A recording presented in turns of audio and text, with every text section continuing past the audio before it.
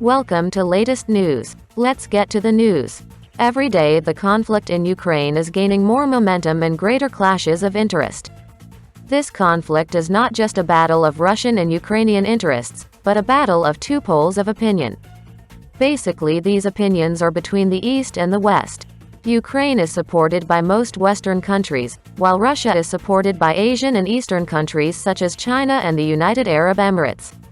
But the main support for the operation comes from Iran, which supplies weapons to Russian troops. Yes, this is not really enough, because Ukraine is supported by the whole world with humanitarian and military technical aid. This is why Russia is constantly on the lookout for allies, because it is impossible for one country to stand against most of the world. The Soviet Union could afford such decisions, but the USSR had a strong independent economy without much imported equipment. The USSR had many allies and more territory. Russia, on the other hand, is smaller in size and does not quite have a fully independent economy, which leads to problems inside the country. So what is going on inside Russia right now amidst the withdrawal of troops from the regional city of Kherson? There is a very strong upheaval going on not only in the upper strata of society, such as the Russian Federation government and oligarchs, but also among the general population and the military. People are beginning to ask adequate questions about this situation. Suppose, then, what were the soldiers of the Russian Federation dying for? That the Russian leadership would give up without a fight a large city that is strategically very important, because Kherson opens the road to the Crimea and the Zaporozhye region. There are a lot of questions, especially from military people. Russia is conducting a special operation, taking huge economic and international risks. It loses people and money, then conducts a partial mobilization of the population throughout the country, and in return after 8 months of war receives such answers? General Surovikin simply takes and withdraws troops from a very important military point. And the fact that literally 2 months ago they accepted this city into Russia. Moreover, everyone in Russia remembers how the government of the Russian Federation condemned General Lapin and sent him on leave because of the retreat at Liman. But at the same time, Liman is a very small settlement compared to Kherson. Why such strong differences in actions and deeds? This is incomprehensible not to Russian citizens, not to many other governments that support Russia. What actions does Vladimir Putin take after all these strategic retreats? He's just gone from Russia's newsfeed. He just isn't there. He apparently does not want to associate himself with the controversial decisions of the Russian Defense Ministry. He did not comment in any way on the decisions of Shoigu and Surovikin. It is impossible to say for sure whether this is good or bad. So what is going on in the background of all these events in ordinary circles of Russian people? They are in shock. They sent their husbands, sons, and grandchildren to the army of the Russian Federation, and in return they receive retreats and casualties. Although the war is not even a year old yet, and already there are such strong changes and upheavals. As a consequence, they are beginning to ask questions of military people. Where do our mobilized men go? How are they fed and clothed? How are they trained and how are they treated? The answers are not unambiguous everywhere. Somewhere with a plus sign, and somewhere with a huge minus sign. This is especially noticeable in some military units of the Russian Federation. In such few places, mobilized squads of soldiers begin to strike and ask questions. But they do not ask questions about the war in Ukraine and why they are going there, but such questions as living conditions and comfort, training and equipment. After all, there is information in many sources that the provision in the Russian armies is not very good, and because of this ordinary citizens of Russia announce training camps for Russian soldiers. They are collecting equipment, socks, first aid kits, gloves, food and much more. How long will Russian citizens have patience for this whole mess, and when will they start asking questions?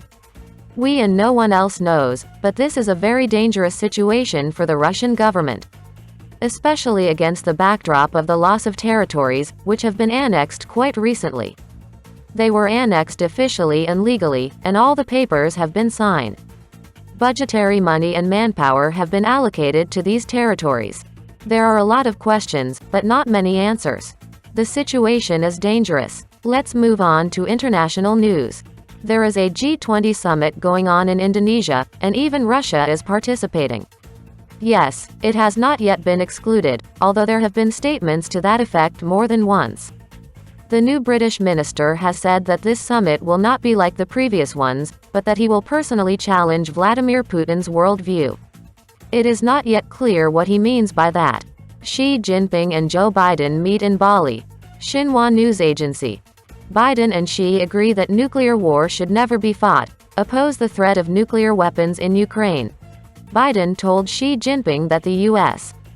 will continue to compete with the PRC, but that this rivalry should not escalate into conflict. China hopes that NATO, the EU and the US will engage in a comprehensive dialogue with Moscow.